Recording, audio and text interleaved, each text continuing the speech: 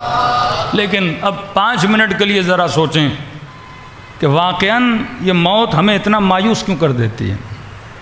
3 طرح کے لوگ ہیں جو موت کو فیس کرتے ہیں۔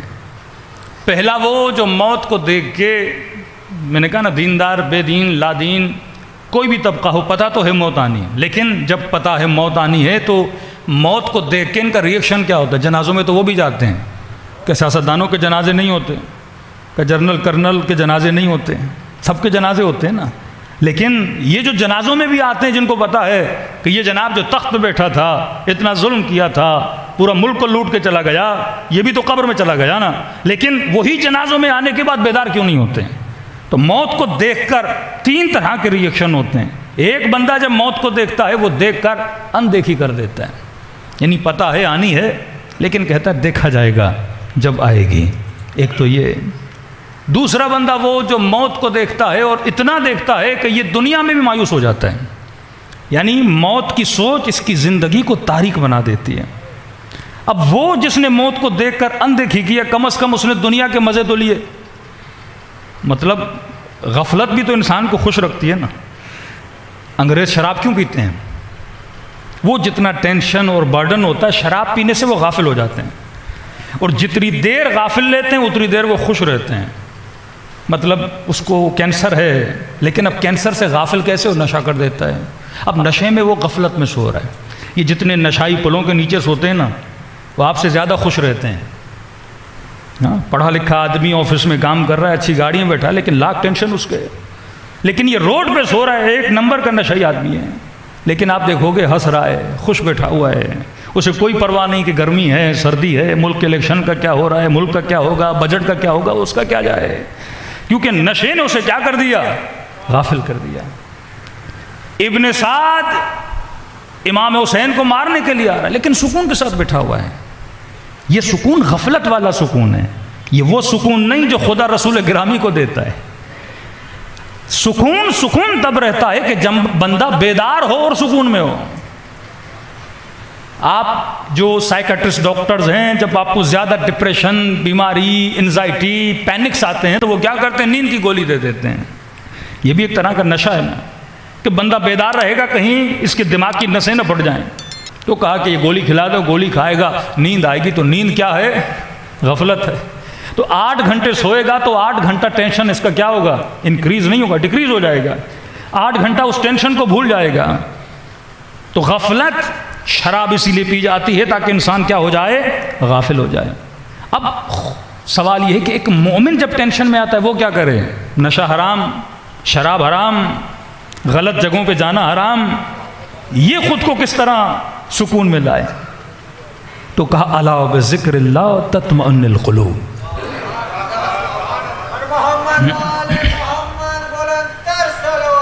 اللہم صلی علی محمد۔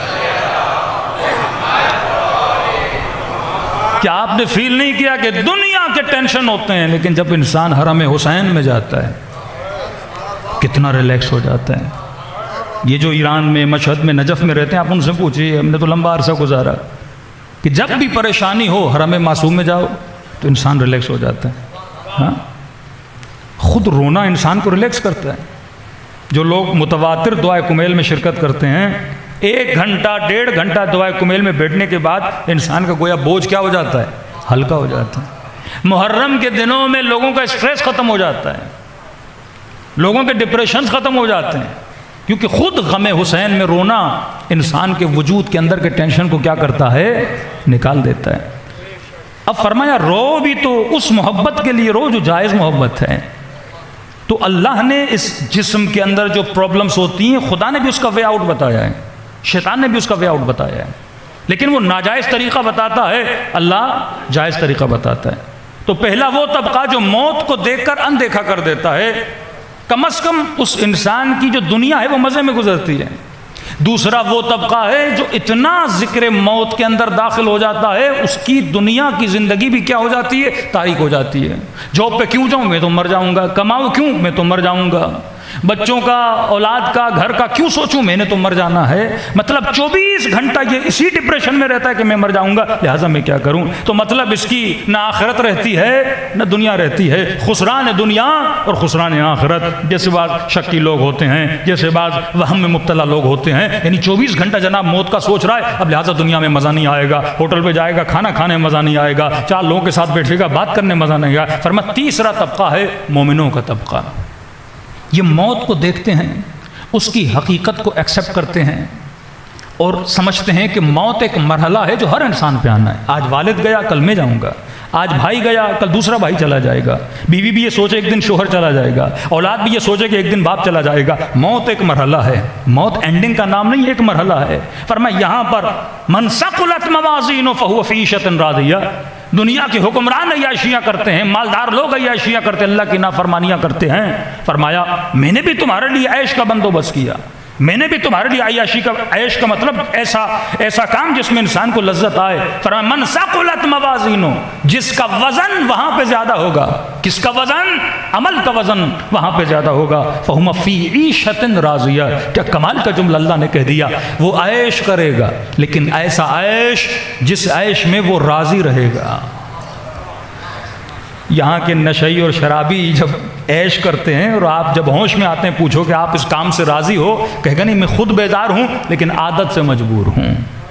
گنہگار جب گناہ کرتا ہے تو اینڈ میں اس کو ایک گلٹ فیل ہوتا ہے کہ میں نے یہ گناہ کیوں کیا. وہ تنگ ہوتا ہے اپنی عادت سے لیکن مجبور ہوتا ہے اس عادت کی وجہ سے. لیکن اللہ کہتا نہیں، جنت میں وہ عیش کراؤں گا جس عیش سے تو بھی راضی ہوگا، تیرا رب بھی راضی ہوگا.